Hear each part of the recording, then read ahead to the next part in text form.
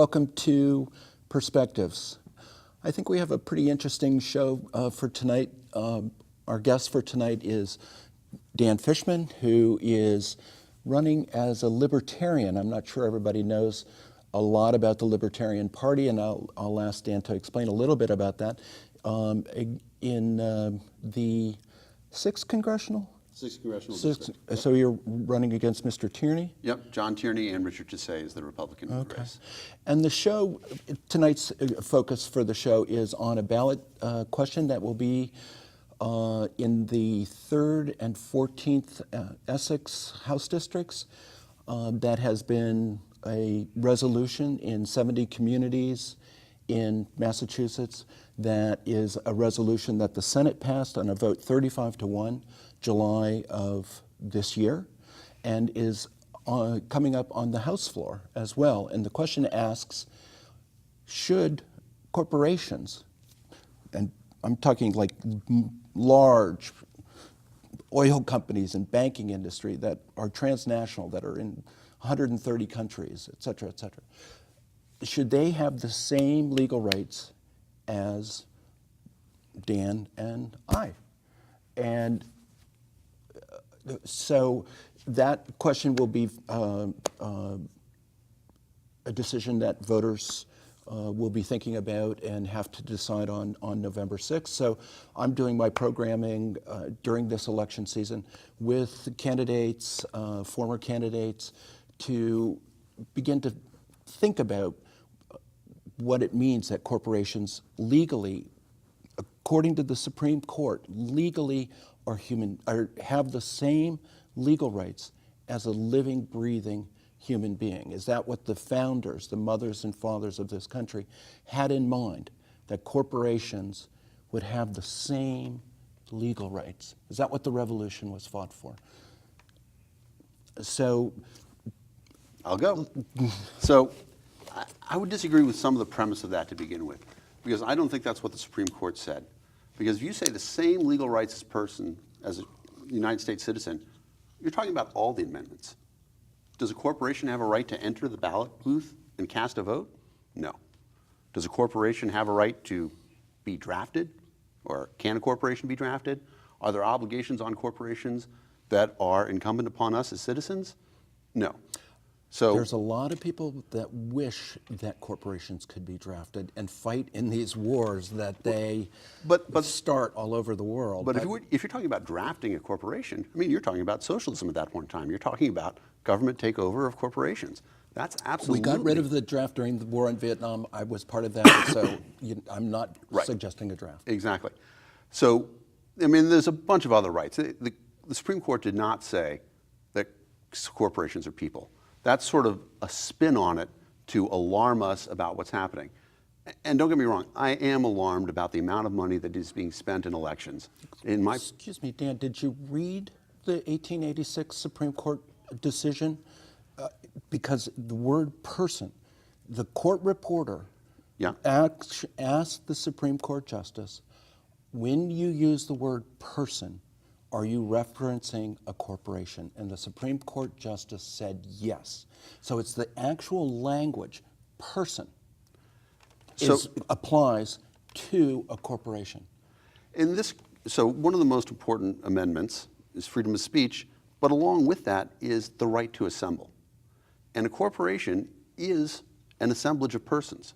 Now, we can argue that, it's a legal construct and it's all these things. Which it is. It certainly is, absolutely is. Corporation was invented as a legal construct to allow businesses in the beginning to take risks so that you could form a corporation to start a business, and if something went wrong, you wouldn't lose your house. Right. In that respect, right. I think a corporation was a great idea. Right. One of the things that I like to... Under the states, they're incorporated under state law. Exactly right. And one of the things I like to say is that in the beginning, government created the corporation so that businesses could prosper. The problem with what's happening now is that corporations are creating the government so that businesses can prosper. Well said. And that is exactly what we want to stop. The question is, we need to be very careful because freedom of speech is such a precious thing.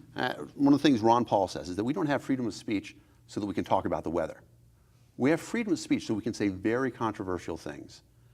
And one of the things that libertarians stand for, we say that we are the party of principle. And I say, I'm running to protect you from my point of view. Good. Not to inflict my point of view upon you. Excellent. And so that means that there are a lot of things that I may disagree with, but I have to say that I will be willing to stand up for your liberty in this situation.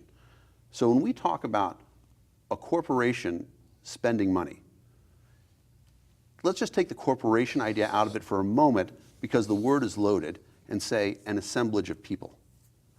Now, if we say an assemblage of people, we certainly would not make any laws restricting their speech. Of course not. There's nothing wrong with you and I getting together, Right. forming a political action committee and saying, you know what, between the two of us, we can afford to sponsor a program on Haverhill television and get our views out there. 10 of us. Actually, you couldn't, but okay. Okay, well, maybe we could buy a little time somewhere. The point is, with a little bit of money, we would have a little bit of speech. And the idea of us pooling our money together for that sort of speech, that's something that has to be protected. There's no question that international corporations, let's talk about Exxon, didn't pay many taxes, or General Electric, or Samsung, foreign corporations, Sony. They spend an enormous amount of money in political advertising in this country with the sole idea that they are going to influence our government in ways that benefit them. Exactly. This is the risk that we run with ultra freedom. Because what are we going to do to police this? What are we going to do? Are we going to say, we don't want Samsung to set up a website in Korea promoting their ideas? What if they set up a website in Korea and say, oh, you know what? Everybody who comes, we're going to give you a free this, a free that. And we just want you to watch our 30-second political ad. Are we going to police the internet to stop people from doing stuff like that? It's one of the classic examples of we have an ideal.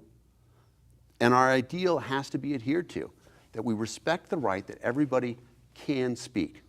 Now, You're a big defender of the corporation then, and corporate speech. I don't defend the idea of the corporation and speech. I'm a defender of the idea of individual speech and assemblage, and that we are assembled. Now, the fact is that the corporation is, in many respects, different.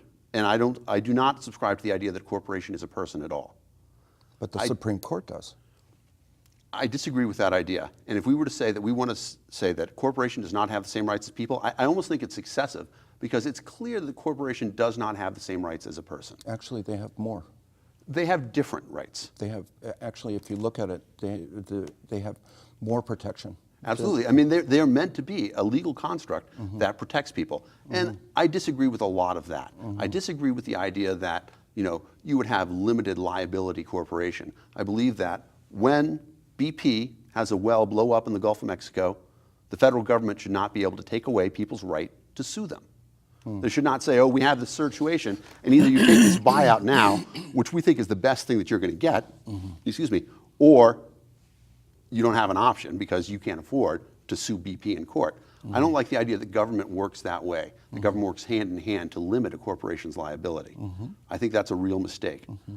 But in terms of speech, a corporation is more, and you want to cut it fine and say, well, I'm really only talking about large multinational corporations, but there are a lot of small corporations. There are a lot of people who incorporate just themselves.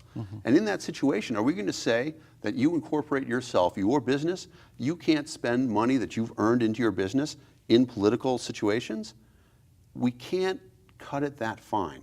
Because if we do, you can't separate the wheat from the chaff at that point in time. You have to say, we accept the idea that people can speak. Now, what we can address in these situations is say, we want everybody to have the same volume of voice. Because if corporations weren't spending a lot of money, if they were only spending, if we had a cap, just hypothetically, we probably wouldn't think it was a terrible idea. Because we're not just talking about corporations either.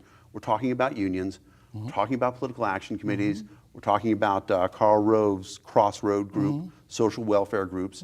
We're talking about, the Citizens Salvation Army. United. Exactly. We're talking about the Peace Corps. We're talking about anybody who wants to. Churches. Yeah, exactly. Anybody who wants to make a political statement. Right? Churches, I would argue that, well, I guess it's up to people, to members in terms of the churches and what they want to do. But Well, yeah, under, we're talking under, about all under those common groups. law, they made a distinction between natural persons and artificial persons. Right. And so corporations, churches, governments were artificial persons, and human beings were natural persons. Right. In the 1886 decision by this, and it wasn't even a decision, it was just a head note. Right. It was just a discussion between the court reporter and the justice that made the decision regarding this case. Did you intend for the word person to apply to corporations? And they do not make the distinction between artificial person and natural person. So we're talking about a question of what is codified at this point in time.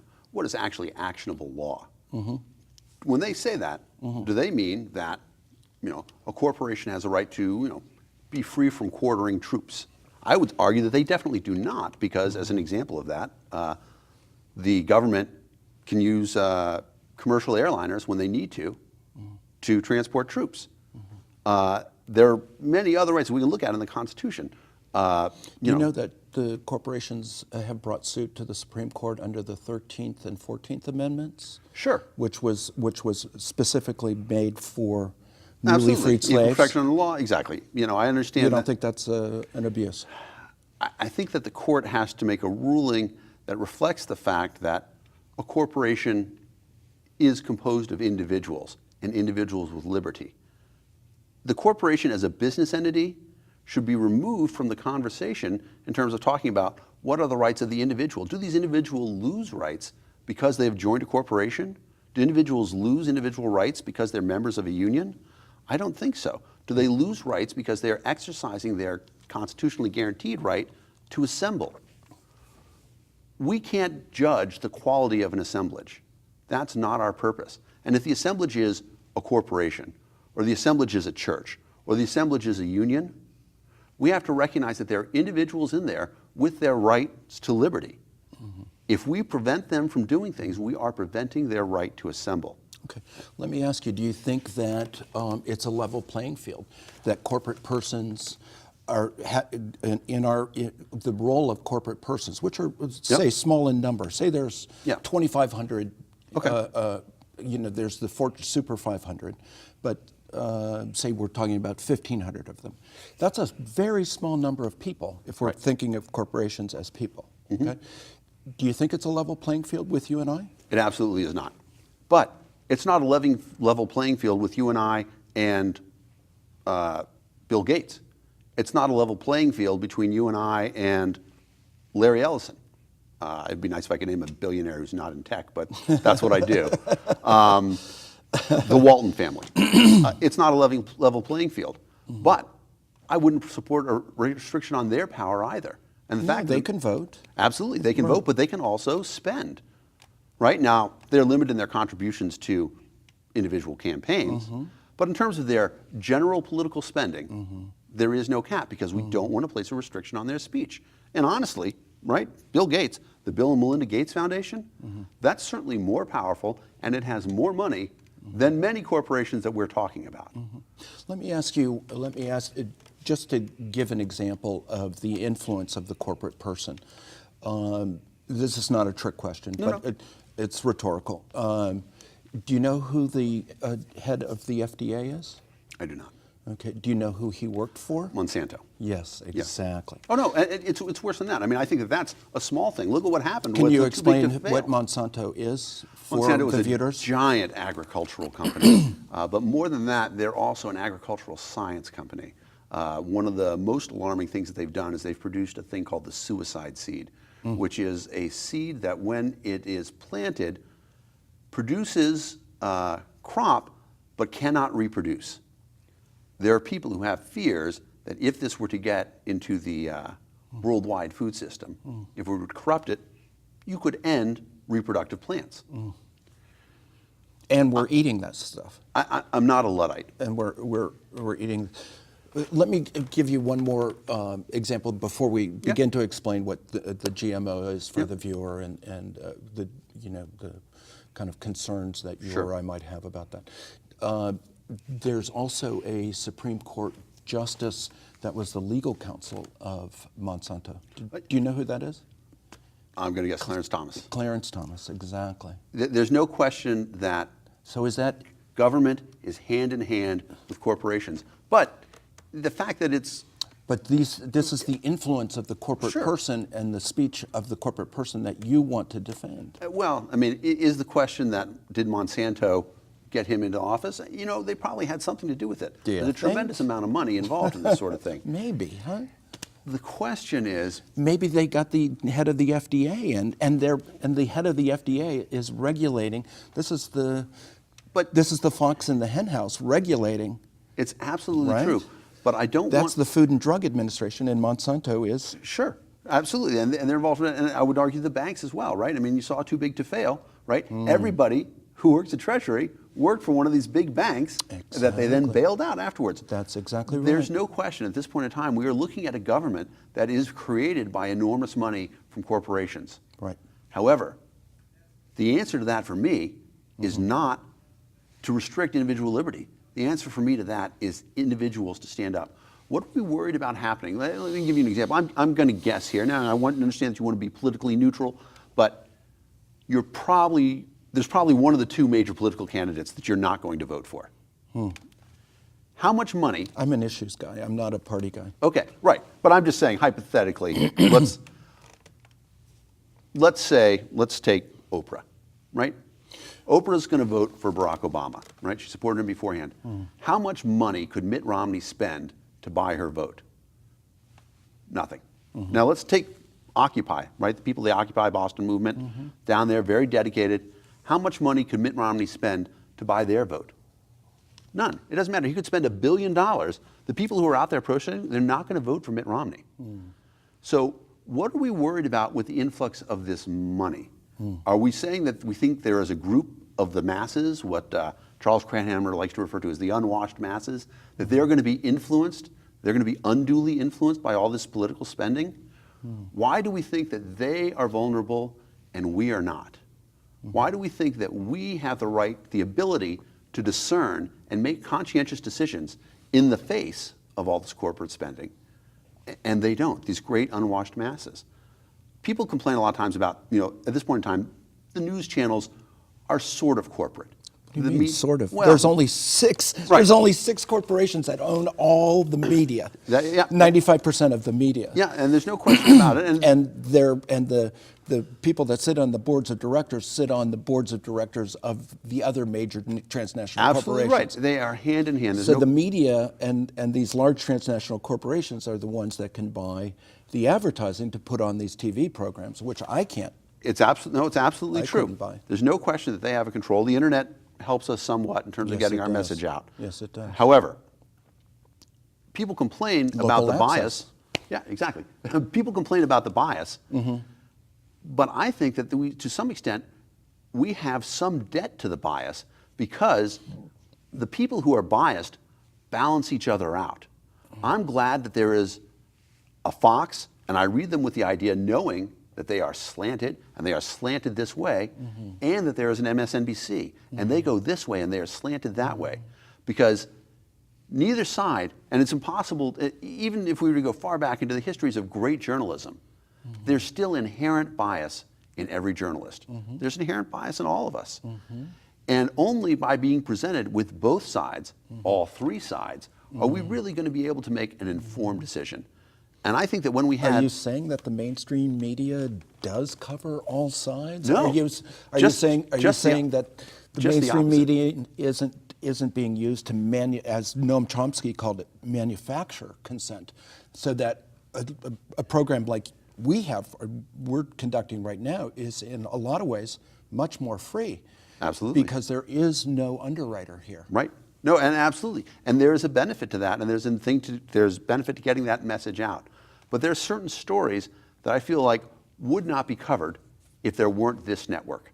There are certain stories that wouldn't be covered if there weren't that network. I look at some of the stuff that Rachel Maddow does. And there's a lot of stories that both networks won't cover. I completely agree with that.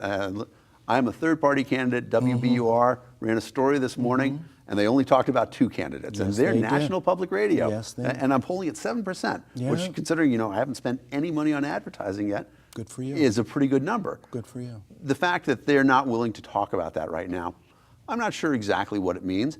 But I'm pretty sure that there is a conscious decision that they're making for one reason or another why they're not going to cover that story.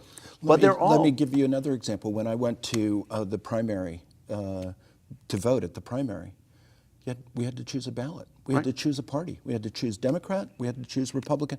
Yep. Libertarian wasn't on there. The Independents weren't on there. Right. And I couldn't vote by candidate. Right. By issue. I had to vote a ballot. Well, and it's one of the problems with the primary right system. I there agree in with. the primaries. California passed Proposition 14 last election cycle, and they created what's called an open primary system. So now all the candidates run together. Republicans, Democrats, Greens, Libertarians, everybody runs together in the primary, and then the top 2 candidates have a runoff.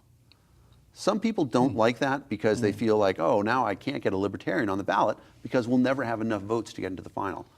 I actually disagree with that because if you think, usually in Massachusetts, Scott Brown accepting, the Democratic primary is the actual election. And the Republicans don't get to vote in that.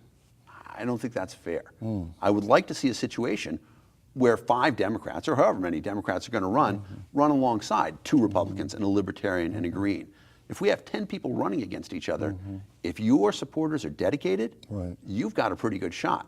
And I like that as a situation that's better because also you won't get fringe candidates. Right now, the Democrat who wins is usually the one who appeals most to the base. But that's not necessarily appealing to most of Massachusetts. It just means that they appeal to most of the Democrats. Yeah, and what's the percent? Do you know what the percentages of people are that are unenrolled? I think they just passed 34. Excuse me, just passed 34%. So they don't want to be part of a party. Exactly. They want to be independent, and especially here in Massachusetts, we have a tremendous history of a dedication to liberty, a dedication to freedom and intellectual thought. And you see that now. You see that coming up all the time. So third-party candidate, I had to gather my own signatures. All the time, people would come up to me and say, I am so glad that you are running. I'm glad you're doing it. And I was so happy to see your name on Facebook advertised. Thank you. A Libertarian candidate. I mean, just, one of the things that I really hope that happens out of this is that people understand that level of accessibility is there for everybody. Exactly. There's no reason why, if you have 10 friends, you can't run for Congress in the next ballot because you only have to gather 2,000 signatures to run for U.S. Congress. And of course, it's less for the smaller things. And I think that benefits us enormously. The more people who are running for office, the more ideas are getting represented. Yep. The idea that we are a country of 300 million people and we have monolithic legislation for all of us is crazy.